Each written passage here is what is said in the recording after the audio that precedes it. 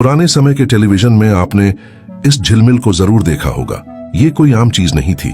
सोचो, जब टेलीविजन में कोई सिग्नल आता ही नहीं था तो ये कैसे दिखाई देती थी और क्यों दिखाई देती थी, जबकि एंटीने तक सिग्नल आना पूरी तरह से कट रहता था।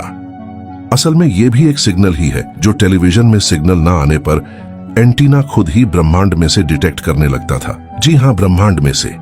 पहले हम सोचते थे कि ये बेवजह ही दिखाई देती है और इसका कोई मतलब नहीं है, लेकिन ये वो चीज है जिससे हमने ये पता लगाया कि जिस ब्रह्मांड में हम मौजूद हैं, ये सचमुच एक बड़े धमाके से अस्तित्व में आया है।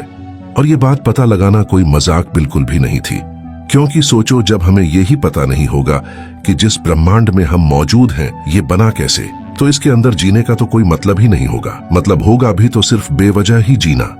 जैसे अगर हम आज एक सोचने वाले रोबोट को बना दें और उसे यूं ही किसी ग्रह पर छोड़ दें, तो वो क्या करेगा, क्या सोचेगा?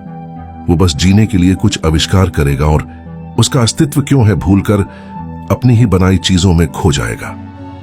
लेकिन जब एक बार 2 अमेरिकी वैज्ञानिक अंतरिक्ष से आने वाले सिग्नल्स को स्टडी करने लगे, तो उन्होंने पाया कि चारों दिशाओं से एक अनजान सिग्नल बार बार उन तक पहुंच रहा है। लेकिन वो ये सोच रहे थे कि ये रिसीवर में कोई धूल मिट्टी या किसी छोटी ऊंच नीच की वजह से हो रहा होगा।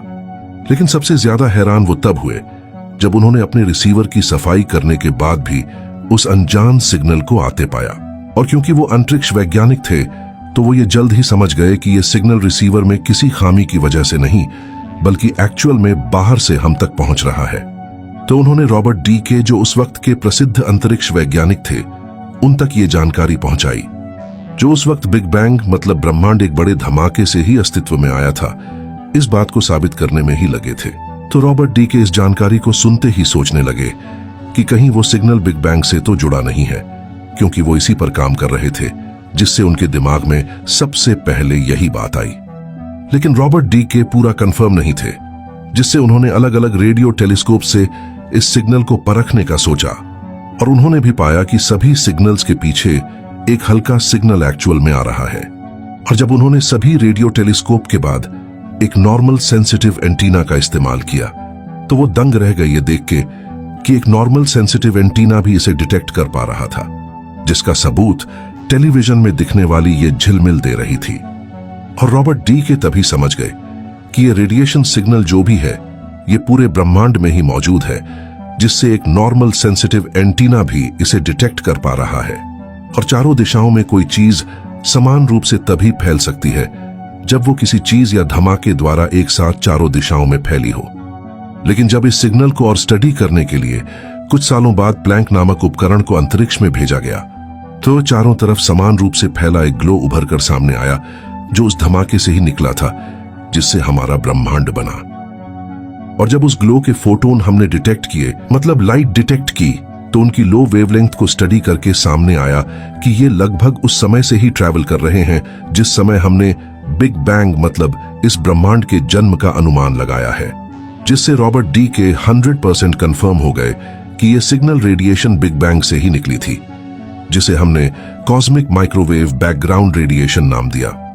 हालांकि इस कॉस्मिक माइक्रोवेव बैकग्राउंड रेडिएशन से पहले भी हमने ब्रह्मांड के फैलाव को स्टडी करके बिग बैंग होने का अनुमान लगा लिया था।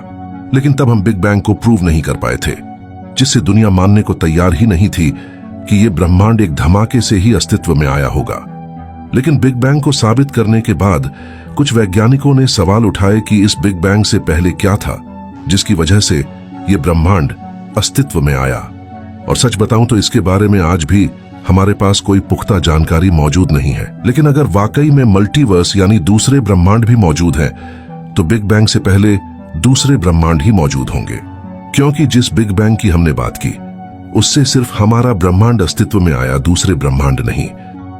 तो यकीनन हमारे ब्रह्मांड से पहले अन्य ब्रह्मांड अस्तित्व में होंगे। लेकिन फिर भी हमारा ब्रह्मांड क्यों अस्तित्व में आ गया, इसकी आज भी हमारे पास कोई पुख्ता जानकारी मौजूद नहीं है, और होगी भी कैसे, क्योंकि हम तब की खोज करने में लगे हैं जब किसी चीज का अस्तित्व था ही नहीं। और अगर कुछ वजूद में था भी जिसकी वजह से हमारा ये ब्रह्मांड वजूद में आया, तो वो सब कुछ ऐसे मैटर का बना होगा जिससे हमारे ब्रह्मांड के सभी प्रकार के मैटर भी इंटरेक्ट ना कर पाते हों, क्योंकि वो कुछ और ही होगा। और अगर आपको ऐसी ही वीडियोस और भी देखनी है तो इस पेज को फॉलो जरूर करना।